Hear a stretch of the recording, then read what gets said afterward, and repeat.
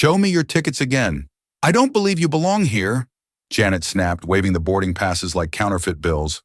Passengers looked on, some recording, unaware that the three black triplets she tried to humiliate weren't just ordinary kids. They were heirs to the very airline she worked for, and her cruelty was about to cost her everything. Her arms are crossed, her face twisted with the kind of prejudice that makes your stomach turn. But here's what will blow your mind. Instead of crying, instead of shrinking back in fear, these three girls simply look at each other, composed. They exchange a glance that says everything. She really has no idea who she's messing with. Janet Morrison, the flight attendant spewing this venom, is about to learn the most expensive lesson of her entire life. Because those three little girls she just humiliated, they own the airline she works for. Let me tell you exactly how this woman destroyed her career in less than 60 seconds, and why what happened next became the most satisfying moment of justice you'll ever witness. Welcome back to Black and Bruised Stories. If you're new here, you've just joined a community dedicated to truth, justice, and survival. Show some love by clicking the like and subscribe button. Before we dive deeper into this story, drop a comment where you are watching from and what time it is for you right now. This is Sophia, Olivia, and Victoria Thompson. Three names that are about to trend worldwide, but right now they're just sitting quietly in their first-class seats, dressed in matching navy blazers, their hair perfectly styled. To anyone else, they look like well-behaved kids heading to visit family. But these aren't just any children. These are the daughters of Edward Thompson, the CEO and majority shareholder of Skyline Airways. Yes, the exact same airline where Janet Morrison just made the biggest mistake of her pathetic career. You see, the Thompson girls were raised completely differently from your typical billionaire kids. While other wealthy children flaunt designer everything and demand special treatment, Sophia, Olivia, and Victoria were taught something revolutionary: humility. Their parents made absolutely sure they understood that respect is earned through character, not purchased with credit cards. Every single quarter, these girls have a beautiful tradition. They surprise their father at board meetings, sitting quietly in the back, absorbing how real business works. It's Edward Thompson's way of preparing his daughters for the empire they'll inherit someday.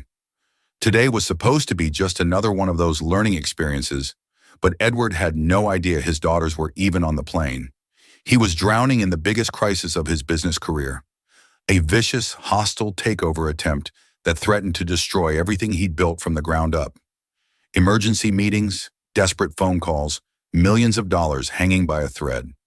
The last thing he could have imagined was that his three precious daughters were about to face the ugliest kind of discrimination on one of his own aircraft.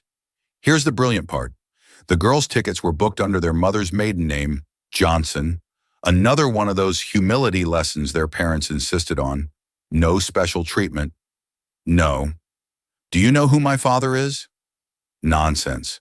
They earned respect through their behavior, not their bloodline.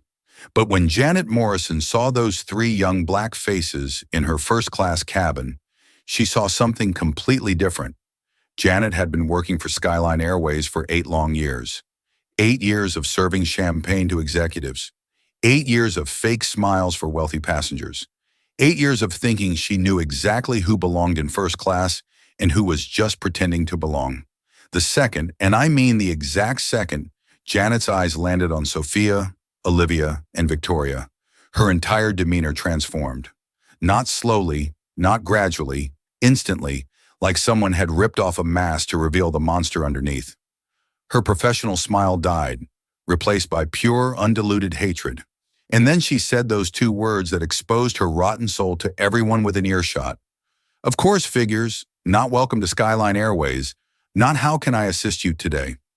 Just raw, disgusting prejudice wrapped up in 2 words that told passengers everything they needed to know about who Janet Morrison really was.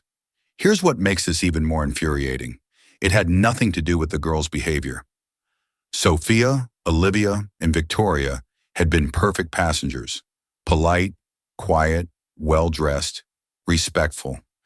They'd done absolutely nothing except commit the unforgivable sin of existing, while black in a space where Janet decided they didn't belong. But Janet had no clue what kind of storm she just unleashed. She didn't know that this wasn't just any board meeting Edward Thompson was rushing to attend. This hostile takeover was massive. Competitors were circling like hungry sharks, looking for any weakness, any scandal, any excuse to claim Skyline Airways was poorly managed and ripe for destruction. Captain Rodriguez was in the cockpit, completely focused on his pre-flight routine. This man had flown the Thompson family dozens of times over the years. Edward Thompson wasn't like other Zeiss. He actually knew his employees' names, asked about their children, genuinely cared about the people who made his company successful.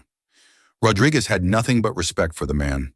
If Captain Rodriguez had known the Thompson girls were in his cabin, he would have personally made sure they were treated like the royalty they actually were. But he had no idea. Nobody did. The other first-class passengers were settling in, checking phones, opening laptops, completely oblivious to the fact that they were about to witness one of the most spectacular career implosions in aviation history. Businessmen, families, travelers, all of them just trying to get somewhere, with no idea they were about to become witnesses to a discrimination disaster that would make international headlines. The plane doors sealed, engines roared to life, and somewhere in that first-class cabin, three 12-year-old girls who literally owned the metal tube they were sitting in, prepared to face hatred that would shock the entire world. Janet Morrison was about to discover that racist assumptions don't just hurt other people, they can obliterate your entire existence in a matter of minutes. But what these incredible girls did next didn't just shut her up, it changed everything. If you're already furious about what you've heard so far, smash that subscribe button, because what happens next will restore your faith in justice. And tell me in the comments, have you ever seen discrimination this blatant? What would you have done if you were sitting in that cabin? Because the revenge these three girls delivered was absolutely perfect. Now here's where Janet Morrison made her second catastrophic mistake. You'd think after that opening insult she might back down, maybe realize she'd crossed a line. But no, this woman was just getting started on the most spectacular career suicide in aviation history. The triplets' response to her venomous question was nothing short of masterful. Instead of getting defensive, instead of raising their voices, Sophia simply looked up at Janet with the kind of calm confidence that comes from knowing exactly who you are. "We're here on business," she said quietly, her voice steady as steel. "Family business." That should have been Janet's cue to apologize, to back away, to recognize that maybe she'd made an assumption she shouldn't have. But watching Janet's face at that moment was like watching someone's soul rot in real time. The calm, dignified response from a 12-year-old girl didn't humble her. It enraged her. You could see the wheels turning in Janet's twisted mind. How dare these children speak to her with such composure? How dare they not cower under her authority? In her warped worldview, their confidence was somehow offensive, their dignity somehow threatening. So Janet doubled down in the most disgusting way possible. "Oh, really?" Janet's voice dripped with sarcasm as she towered over the seated girls. "Well, let me tell you something, sweethearts. First class is usually for professionals, not playtime. This isn't a daycare center where you can pretend to be important." The insult hit the cabin like a slap. Passengers who had been minding their own business suddenly looked up from their phones and laptops. The businessman across the aisle lowered his Wall Street Journal. The elderly woman near the window stopped adjusting her seat. You could feel the atmosphere shift as people realized they weren't just witnessing poor customer service. They were watching something much darker unfold. But Janet wasn't finished. Oh no, she was just warming up for the performance that would destroy her life. "I hope you can keep up in this section," she continued, her voice getting louder, making sure everyone could hear her humiliate three children. "The service here requires a certain level of sophistication." The way she said sophistication, like it was some exclusive club these girls could never hope to join, made several passengers visibly uncomfortable. A woman in seat 2B started reaching for her phone. The man behind the triplets stopped typing on his laptop and began listening intently. But here's what made this whole scene even more incredible. Sophia, Olivia, and Victoria just looked at each other again. Not with fear, not with anger, but with that same knowing expression, like they were watching a comedy show where only they understood the punchline. Olivia, the middle sister, actually smiled slightly and whispered just loud enough for nearby passengers to hear. "She really doesn't know, does she?" That whisper traveled through first class like wildfire. Passengers started exchanging glances. What didn't this flight attendant know? Who were these girls that could remain so calm under such vicious attack? Janet heard the whisper too, and it sent her into an absolute frenzy. How dare these children act like they knew something she didn't? How dare they remain composed when she was trying to put them in their place? What happened next was Janet's third massive mistake. She decided to turn this into a public spectacle. "Excuse me, ladies and gentlemen," Janet announced to the entire first-class cabin, her voice now loud enough for everyone to hear clearly. "I need to verify some boarding passes. Some passengers seem to be confused about their seat assignments." The audacity was breathtaking. Janet was now involving innocent passengers in her racist crusade, making them uncomfortable witnesses to her discrimination. She marched back to the triplets with her hand extended like a police officer demanding identification. "Boarding passes, and I'll need to see them again to make sure everything is legitimate." Sophia, still maintaining that supernatural calm, reached into her small purse and handed over their boarding passes. But Janet wasn't satisfied with just looking at them once. She studied them like she was examining counterfeit bills, holding them up to the light, checking every detail twice, 3 times. "These are first-class tickets," Janet announced loudly, as if she discovered some sort of fraud. "Very expensive first-class tickets. I just want to make sure everything is in order." The implication was clear as crystal. There was no way these 3 black girls could legitimately afford first-class seats. In Janet's racist mind, their presence here had to be some sort of mistake, some sort of scam, some sort of charity case that needed to be exposed.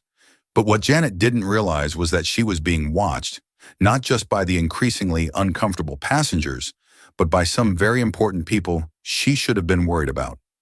Patricia Hayes, sitting in seat 1A, was no ordinary passenger. She was a board member of Skyline Airways, heading to the same emergency meeting as Edward Thompson. Patricia had been with the company for 15 years, had watched it grow from a small regional carrier to an international powerhouse. She'd sat in countless boardrooms with Edward Thompson, had even met his family at company events. But from her angle, Patricia couldn't quite see the girls' faces clearly. She could hear the commotion, could see Janet's increasingly aggressive behavior, but she hadn't yet made the connection that would turn this from a customer service nightmare into a corporate crisis. Meanwhile, in seat 3C, tech journalist David Kim was having the story of his career drop right into his lap. David specialized in corporate culture pieces, had written exposés on discrimination in major companies, and his antenna for injustice was going off like a fire alarm. At first, David thought he was just witnessing a standard case of airline rudeness. But as Janet's behavior escalated, as her language became more loaded, as her volume increased, David realized he was watching something much more significant. He quietly activated his phone's recording app and began documenting what would soon become the most damaging corporate PR disaster in recent history. Janet, completely oblivious to the career-ending evidence being compiled against her, decided to escalate even further. She returned to the triplets with their boarding passes. But instead of handing them back, she waved them in the air like she was presenting evidence in a courtroom. "I'm going to need to verify these with my supervisor," she announced. "Sometimes there are irregularities 0 with certain types of passengers." The racist dog whistle was so loud it might as well have been a foghorn. Every single passenger in first class now understood exactly what was happening. This wasn't about boarding passes or seat assignments or airline policy. This was about 3 young black girls being targeted because of the color of their skin. That's when Victoria, the youngest, but perhaps the wisest of the 3, made the observation that would haunt Janet Morrison for the rest of her life. Looking directly at Janet with those calm, knowing eyes, Victoria said in a voice so clear and composed it cut through all the chaos, "Funny, isn't it? How someone's entire day can be ruined by something as small as skin color." The cabin fell silent. Passengers stopped pretending to look at their phones. The businessman folded his newspaper completely. Even the flight's engine noise seemed to fade as those words hung in the air like truth serum. Victoria had just called out Janet's racism with surgical precision, using the kind of wisdom and dignity that most adults never achieve. A 12-year-old girl had just delivered the most devastating indictment of prejudice that anyone in that cabin had ever heard. But instead of shame, instead of recognition, instead of the moment of clarity that might have saved her career, Janet Morrison chose to reveal her true character to the entire world. Her face went red, her hands started shaking, and then she exploded like a bomb that had been waiting to detonate for years. "Listen here, you little nobodies," Janet screamed, her voice now loud enough for passengers in economy to hear.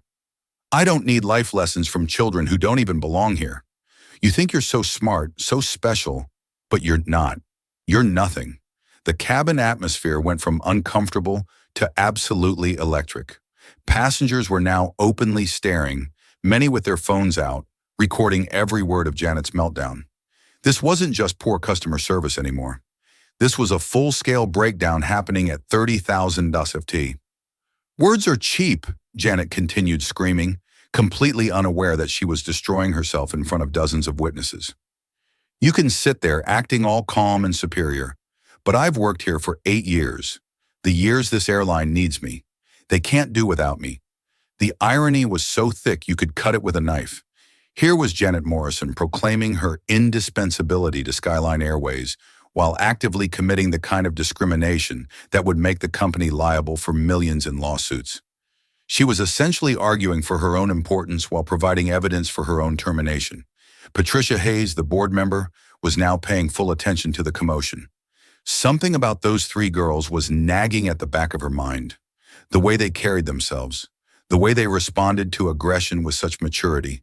Something was familiar, but she couldn't quite place it. Tech journalist David Kim was having the opposite problem.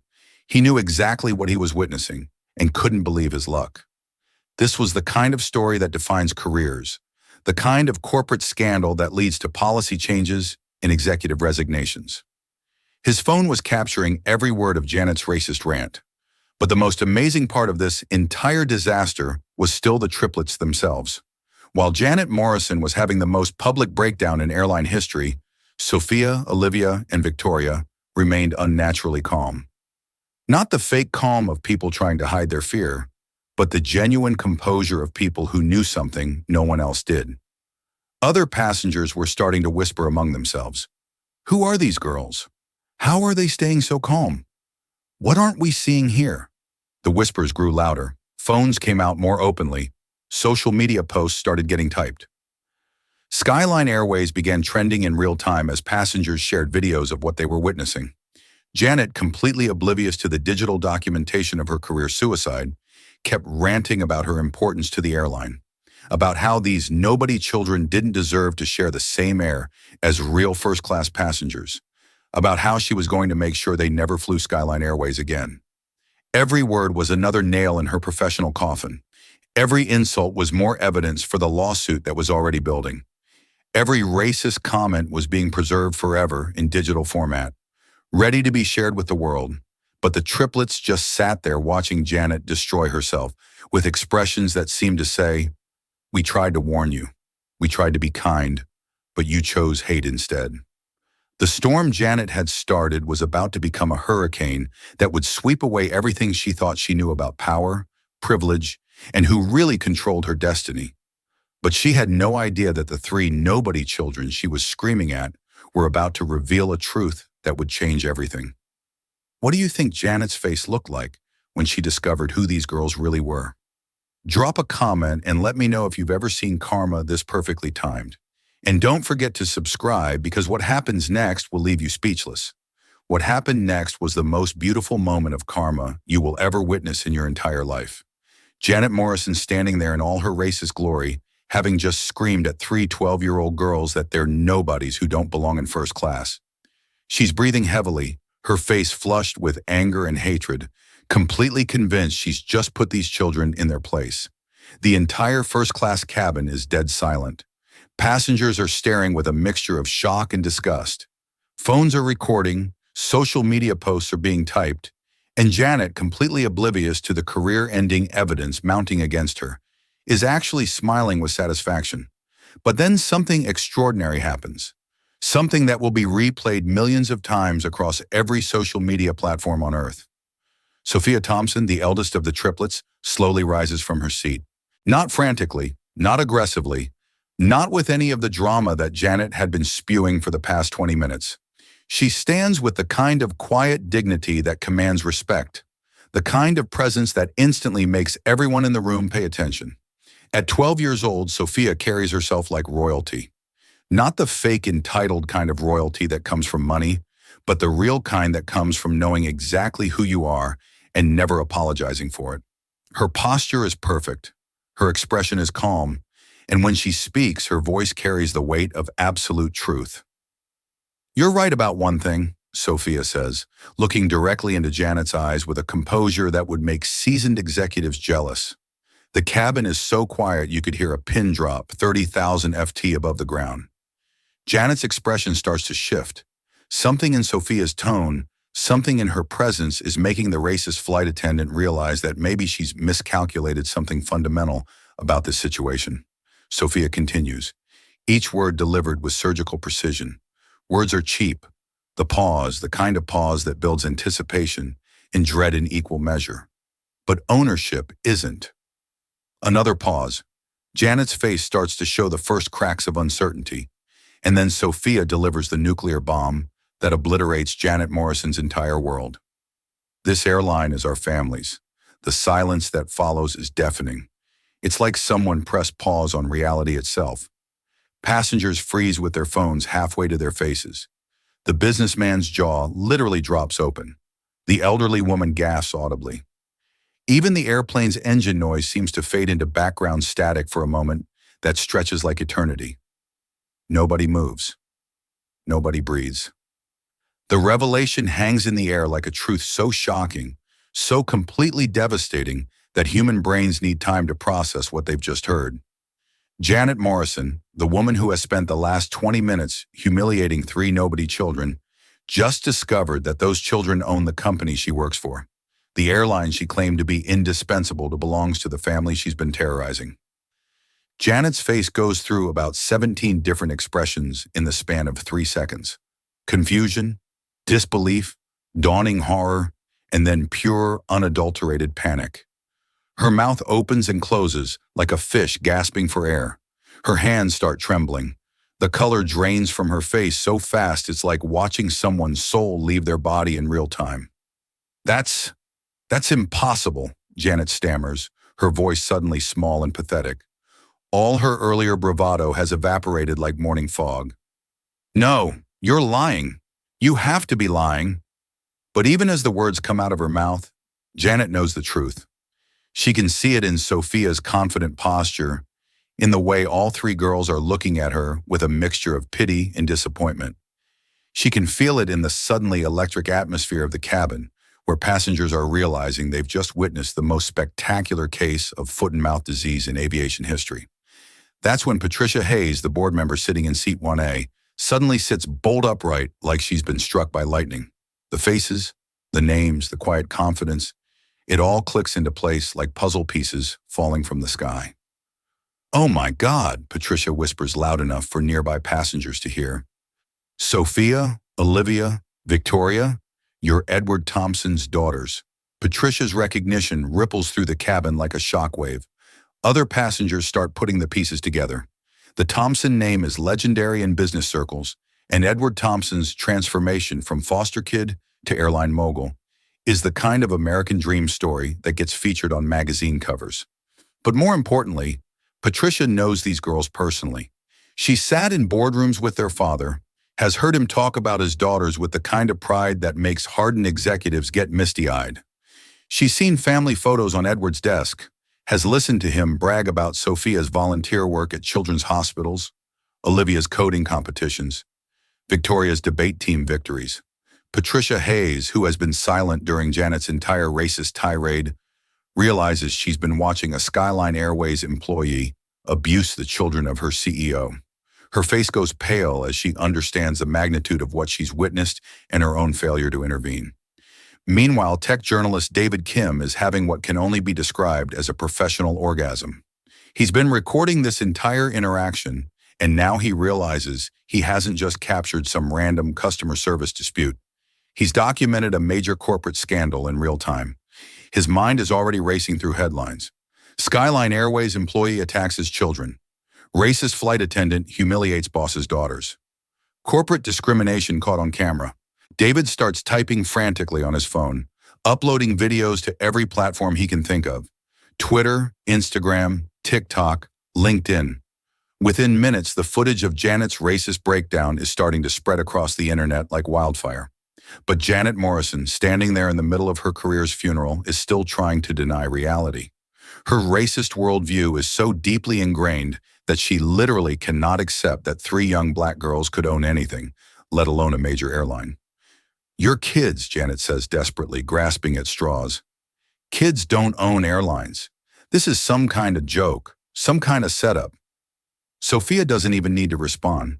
She just looks at Janet with the kind of patient expression you'd give to someone who's having a complete mental breakdown, which, let's be honest, is exactly what's happening. That's when the real fireworks begin. Olivia, who has been quietly observing this whole disaster with the analytical mind of a tech genius, pulls out her phone and opens a group text with her mother. Her fingers fly across the screen. "Mom, we have a situation on the plane. Flight attendant has been discriminating against us for 20 minutes. It's all being recorded. Dad needs to know now." The text goes through at 35,000 FT thanks to the plane's Wi-Fi, and within seconds it lands in the phone of Dr. Sarah Thompson, the woman who helped build Skyline Airways alongside her husband. Sarah's in her office at the Children's Hospital where she works as chief of pediatric surgery, but when she sees that text, everything else becomes background noise. Sarah immediately calls the emergency line at Skyline Airways headquarters. Not the customer service line, not the complaints department, the direct emergency line that connects straight to the executive suite. "This is Sarah Thompson," she says when the call connects.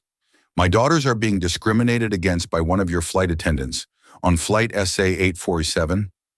I need my husband contacted immediately, and I need that employee suspended before this becomes national news." The headquarters executive who takes the call feels his stomach drop into his shoes. The COS daughters being discriminated against by their own employee is the kind of nightmare scenario that makes corporate lawyers wake up in cold sweats. He immediately patches Sarah through to the flight's communication system and simultaneously sends an emergency alert to Edward Thompson's assistant. Meanwhile, in the emergency board meeting that Edward Thompson is attending, his phone buzzes with the kind of urgent alert that stops everything. His assistant slips him a note. "Your daughters are on flight SA-847, and there's an incident involving discrimination by flight crew. Your wife is on the emergency line." Edward Thompson, the man who built an airline empire from nothing, feels his blood pressure spike to dangerous levels. He immediately steps out of the boardroom and patches into the flight's communication system, his voice carrying the kind of authority that makes grown executives tremble. At the same time, Captain Rodriguez in the cockpit receives an emergency communication from headquarters that makes his blood run cold. He's been flying for Skyline Airways for 12 years, has personally flown the Thompson family dozens of times, and the idea that someone on his crew has been discriminating against the CEO's daughters makes him physically ill. Rodriguez immediately patches into the cabin intercom system, his voice carrying into first class where Janet Morrison is still trying to deny reality. "Flight attendant Morrison, report to the front of the aircraft immediately. We have an urgent communication from headquarters." But the real chaos is happening back at Skyline Airways headquarters, where the social media monitoring team is watching their worst nightmare unfold in real time. David Kim's videos are spreading faster than a California wildfire, with hashtags like Depression Skyline Scandal and Uriah Racist Flight Attendant trending on multiple platforms simultaneously. The company's stock price, which was already under pressure from the hostile takeover attempt, starts fluctuating wildly as investors react to the unfolding scandal. Trading algorithms pick up the negative sentiment and begin automated selling. Within minutes, Skyline Airways has lost millions in market value because one racist employee couldn't control her prejudice. Janet Morrison, still standing in the middle of first class like a deer caught in headlights, finally starts to understand the magnitude of her mistake. The color has completely drained from her face, and she's beginning to shake like a leaf in a hurricane.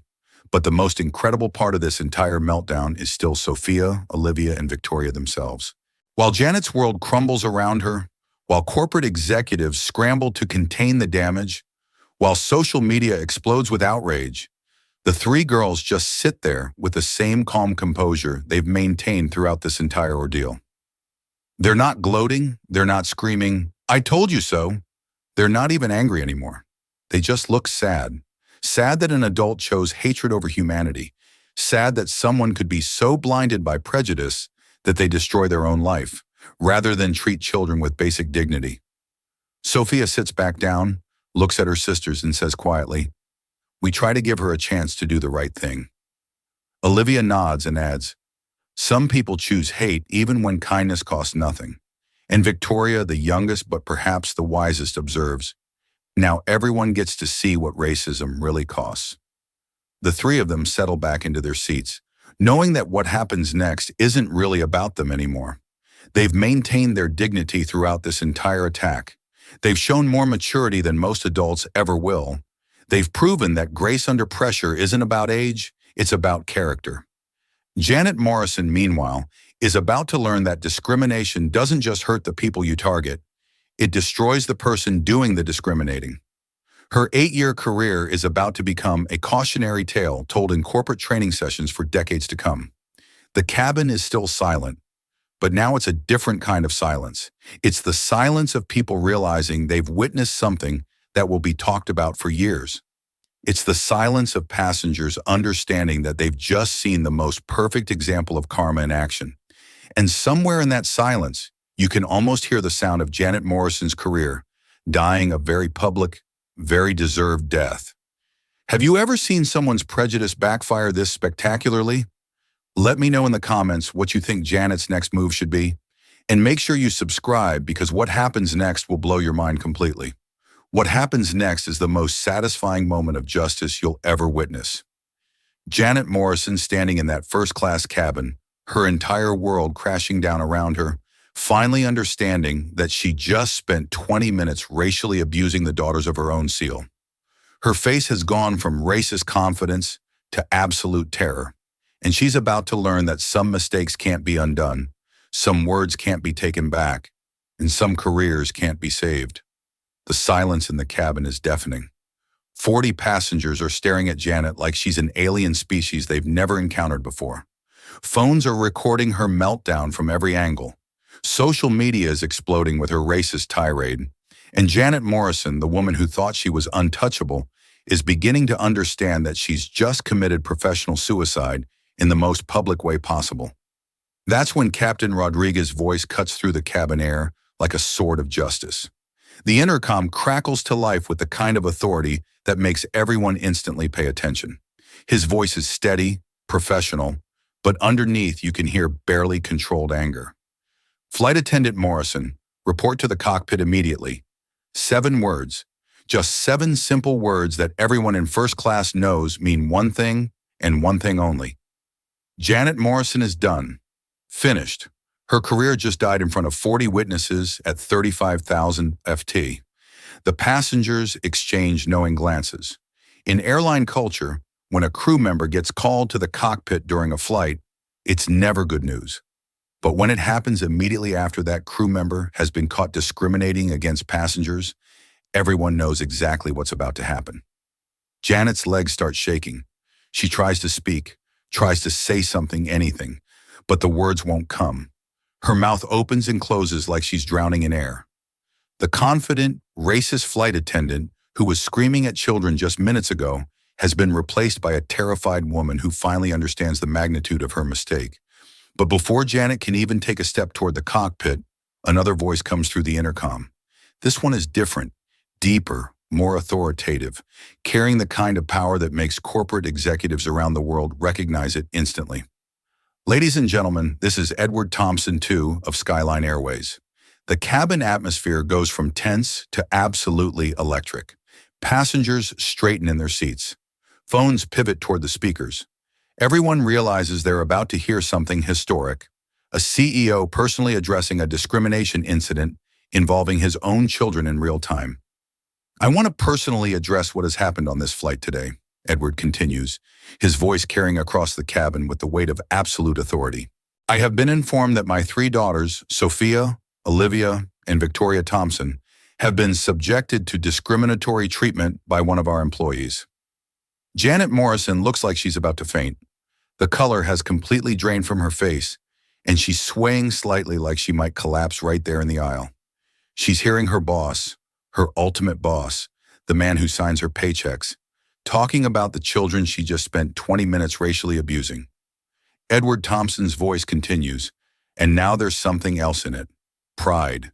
Genuine, overwhelming pride in his daughters. I want everyone on this flight to know how incredibly proud I am of Sophia, Olivia, and Victoria. In the face of unacceptable discrimination, they have shown grace, dignity, and maturity that far exceeds that of many adults. They have represented our family and our values with honor. The passengers start looking at the triplets with new eyes. These aren't just three kids who got mistreated. These are three young women who maintain their composure under the kind of racist attack that would make most adults lose their minds. They sat there, took the abuse, never raised their voices, never lost their dignity, and then delivered the most devastating comeback in aviation history. Sophia, Olivia, and Victoria just sit there listening to their father's words with the same calm composure they've maintained throughout this entire ordeal. They're not smirking, not gloating, not celebrating Janet's downfall. They look almost sad that it came to this. But Janet Morrison is having a complete breakdown. The reality of her situation is finally hitting her like a freight train. She just racially abused the Zoe children on his own airline in front of dozens of witnesses while being recorded on multiple phones, with a board member watching with a tech journalist documenting everything. Janet tries to move toward the triplets, her hands shaking, her voice cracking with desperation. I didn't know. I'm so sorry. I never meant. But Sophia holds up a hand with the kind of quiet authority that stops Janet dead in her tracks.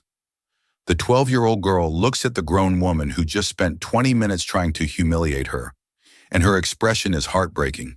Not angry, not vindictive, just deeply disappointed in humanity. You meant every word, Sophia says quietly, her voice carrying across the silent cabin. You didn't attack us because you didn't know who we were.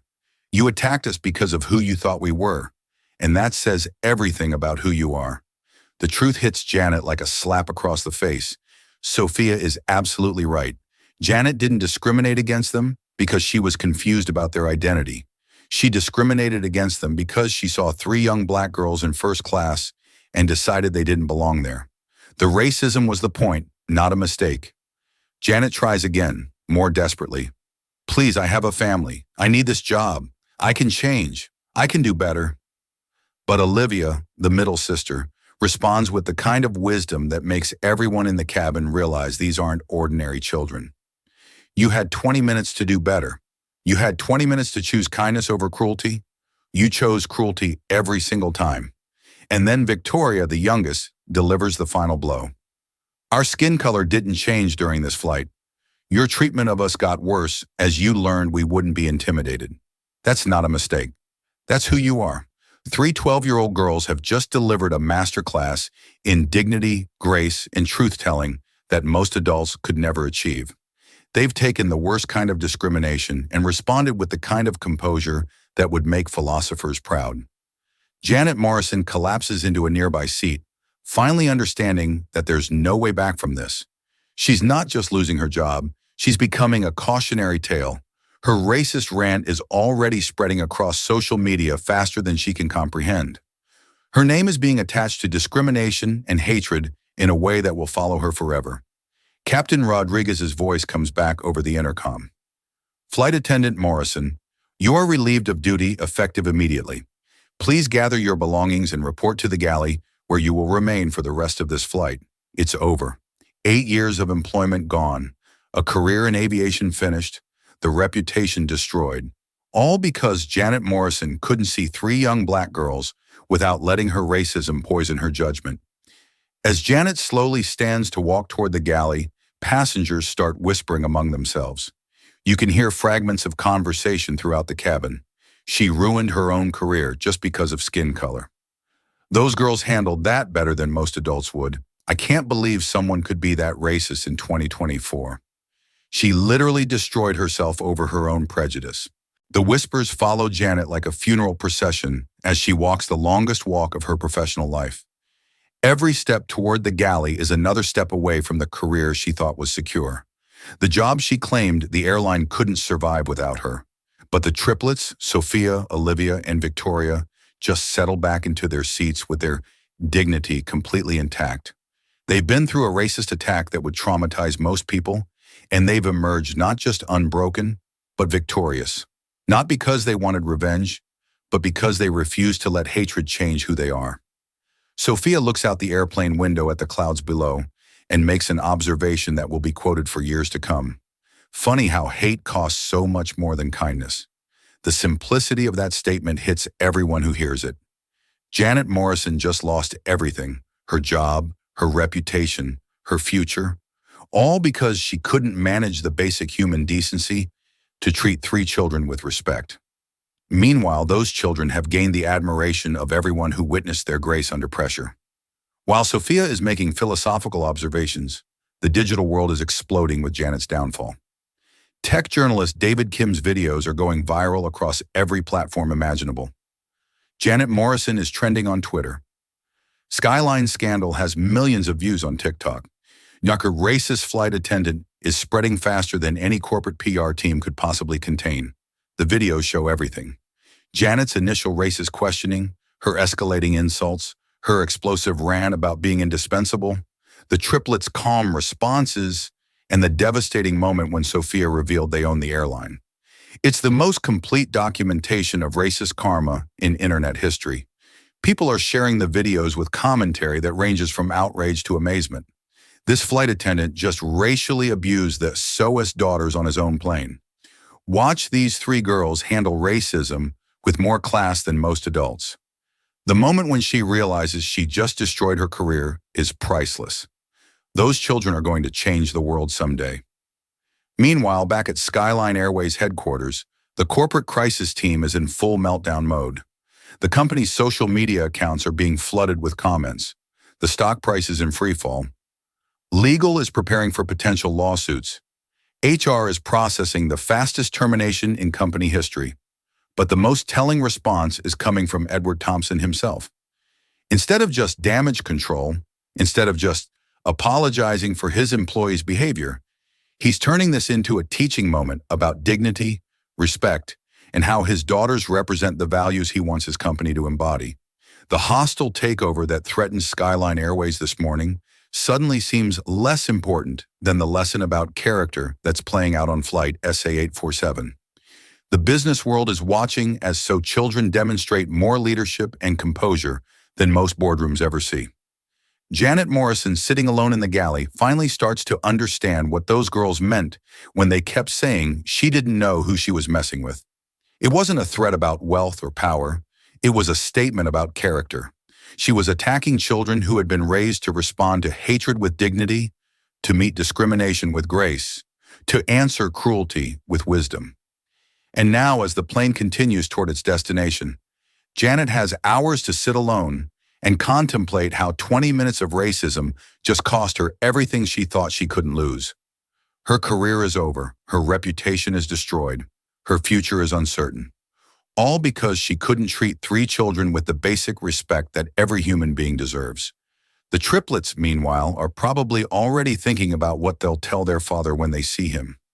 Not about revenge, not about punishment for Janet, but about what this experience taught them about courage, about standing up to bullies, about maintaining your dignity when someone tries to take it away. The most incredible part of this entire story isn't that racism got exposed. It's that 3 12-year-old girls showed the entire world what real strength looks like. Not screaming, not fighting back, not letting hatred turn them hateful, but standing firm in who they are and letting the truth speak for itself. What do you think Janet Morrison's next career move should be after destroying herself completely? Drop your thoughts in the comments and make sure you hit that subscribe button, because the aftermath of this story gets even more unbelievable. What happens next proves that sometimes the universe delivers justice so perfectly, so completely that it almost seems like divine intervention. While Janet Morrison sits isolated in the back of the plane, contemplating the ruins of her career, Sophia, Olivia, and Victoria Thompson are about to walk into the most important business meeting in Skyline Airways history and completely transform it. The plane touches down exactly on schedule, but nothing about this arrival is ordinary. News crews are already stationed at the airport, because word has spread about the viral discrimination incident. Social media has turned these three 12-year-old girls into instant symbols of dignity under pressure, and Janet Morrison into a cautionary tale about the true cost of racism. As the triplets walk off the plane with their heads held high, maintaining that same incredible composure they've shown throughout this entire ordeal, Janet Morrison is escorted off separately through a service exit like the career criminal she's become. The contrast is stark and symbolic. The girls walking proudly into their future, while Janet skulks away from the wreckage of hers. But the real fireworks are about to begin in the Skyline Airways boardroom, where Edward Thompson is dealing with a hostile takeover attempt that threatened to destroy everything he'd built. The emergency board meeting that was supposed to focus on corporate raiders is about to become something entirely different, a defining moment about corporate values and ethical leadership. Edward Thompson stands at the head of the polished conference table, surrounded by board members, lawyers, financial advisors, and the vultures trying to take over his company. The atmosphere is tense, filled with the kind of corporate warfare that destroys careers and erases legacies. Millions of dollars hang in the balance, and everyone in the room knows it. But then the conference room doors open, and Sophia, Olivia, and Victoria Thompson walk in with their quiet dignity intact. The room falls silent as board members realize these are the children who just faced down racist discrimination with more grace than most adults could ever muster. Edward Thompson's face transforms when he sees his daughters. The stress, the anger, the corporate pressure, it all melts away as he looks at these three incredible young women who just taught the world what real strength looks like. He crosses the room and embraces them, and you can see in his eyes that no hostile takeover, no corporate crisis, no business emergency could ever matter as much as his children's well-being. Before we continue with any other business, Edward announces to the room, I want every person in this boardroom to understand what just happened on one of our aircraft. My daughters were subjected to the most vicious racist discrimination I've ever witnessed, and they handled it with more dignity and wisdom than most of the executives I work with. The board members shift uncomfortably in their leather chairs. Patricia Hayes, who witnessed the entire incident, begins describing what she saw. The systematic harassment, the escalating racism, the complete professional meltdown of a Skyline Airways employee. Her voice shakes with emotion as she recounts how three children maintained their composure while an adult tried to destroy them. The corporate raiders who came here to argue about stock prices and profit margins suddenly realize they're in a room with living examples of the values they're trying to attack. How do you argue for a hostile takeover when the Sioux children just proved that character matters more than quarterly earnings? This incident, Edward continues, has shown me exactly who we are as a company and who we want to be. Any organization that employs someone capable of racially abusing children is an organization that needs fundamental change. The room erupts into immediate action. Board members who were divided on corporate strategy suddenly unite around something more important, making sure this never happens again. An emergency vote is called not about the hostile takeover, but about Janet Morrison's immediate termination with cause. The vote is unanimous and swift. Janet Morrison, who hours ago was claiming the airline couldn't survive without her, is officially terminated for gross misconduct, discrimination, in violation of every corporate policy Skyline Airways has ever written. But it doesn't stop there. The board's legal counsel explains that termination for discrimination violations means Janet won't just lose her job. She'll lose her unemployment benefits, her severance package, her health care coverage, and any possibility of positive references. Her racist rant has cost her everything she thought employment provided. Meanwhile, something extraordinary is happening outside the boardroom. Social media is exploding with support for Skyline Airways' response to the discrimination incident. The videos of Sophia, Olivia, and Victoria handling racism with such incredible grace have touched millions of people worldwide. Skyline Values is trending globally as people praise the airline for standing behind their principles. The stock price, which had been falling due to the hostile takeover threat, suddenly reverses course and begins climbing rapidly. Investors are buying Skyline Airways stock not because of profit projections or quarterly reports, but because they want to invest in a company that stands for dignity, respect, and ethical leadership. The hostile takeover attempt, which seemed so threatening this morning, collapsed completely. Who wants to take over a company when the entire world is watching and supporting its ethical stance? The corporate raiders who came here to strip the company for parts suddenly find themselves facing a business that's stronger than ever. Backed by public support they never anticipated, Edward Thompson looks at his daughters and realizes that what started as his worst corporate crisis has become his greatest victory. Not because he defeated business rivals, but because his children showed the world what the Thompson family and Skyline Airways really stand for. But while the Thompsons are experiencing triumph, Janet Morrison's downfall is just beginning to accelerate in ways she never could have imagined. Within hours of her termination, Janet discovers that her racist rant hasn't just cost her this job. It's made her unemployable across the entire aviation industry. Airlines around the world are sharing the viral videos, using them as examples of exactly the kind of employee they never want to hire. Janet tries to apply for positions with other carriers, thinking maybe she can start over somewhere else, somewhere they haven't heard about her Skyline Airways meltdown. But the internet doesn't forget, and corporate HR departments don't ignore viral videos of discrimination. American Airlines application denied after background check reveals viral discrimination incident. Delta refuses to even interview her once they discover her identity. United sends form letters stating they don't hire employees with documented histories of passenger abuse. Southwest HR department recognizes her name from the viral videos and immediately rejects her application. Every major airline, every regional carrier, every aviation company in the country has seen the footage of Janet Morrison racially abusing 3 children. Her name has become toxic in an industry where customer service and professional conduct are everything. Janet tries to control the damage by posting desperate apology videos on her personal social media accounts. But every attempt at damage control just makes things worse. People in the comments section aren't buying her crocodile tears and forced remorse. They've seen the real Janet Morrison, the one who spent 25 minutes trying to humiliate children because of their skin color. Her former colleagues at Skyline Airways distance themselves from her like she's carrying a contagious disease. Flight attendants she worked with for years suddenly don't know her name. Pilots she used to chat with during layovers won't return her calls. Even the ground crew members who used to wave at her now look the other way when they see her at the airport. The airline industry is a surprisingly small world where everyone knows everyone and word travels fast. Janet Morrison's racist breakdown hasn't just cost her one job. It's made her persona non grata across an entire profession. But the social media consequences are perhaps the most devastating of all. The hashtags associated with her name aren't fading away. They're growing stronger.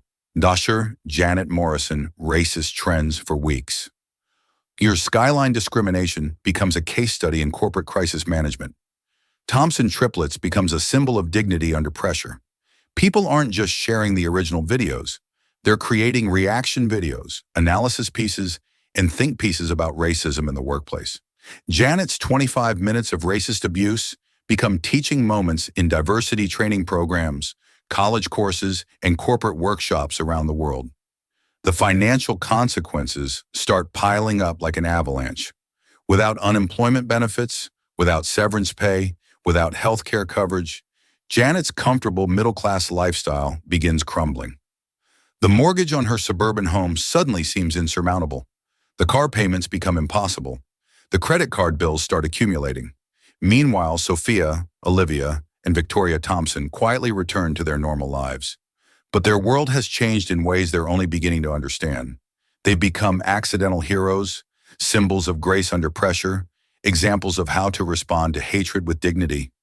The girls don't seek attention or fame from their experience. They don't give interviews or appear on talk shows.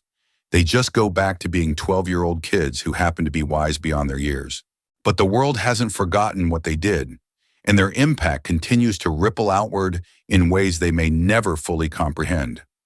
6 months later, the contrast between Janet Morrison's life and the triplets' lives is so stark, it's almost unbelievable. Janet is sitting in the waiting room of a fast food restaurant, filling out an application for a minimum wage position. At 43 years old, with a mortgage to pay and bills piling up, she's applying to flip burgers and take orders from teenagers. The manager, a 25-year-old with a business degree, recognizes her name from the viral videos, and politely explains that they've decided to go with other candidates. Even McDonald's won't hire the woman who became the face of workplace racism. Janet's house is in foreclosure. Her car has been repossessed. Her credit rating has plummeted. Her marriage is strained to the breaking point. Her racist rant has cost her everything she spent decades building, and there's no way back from the hole she dug for herself.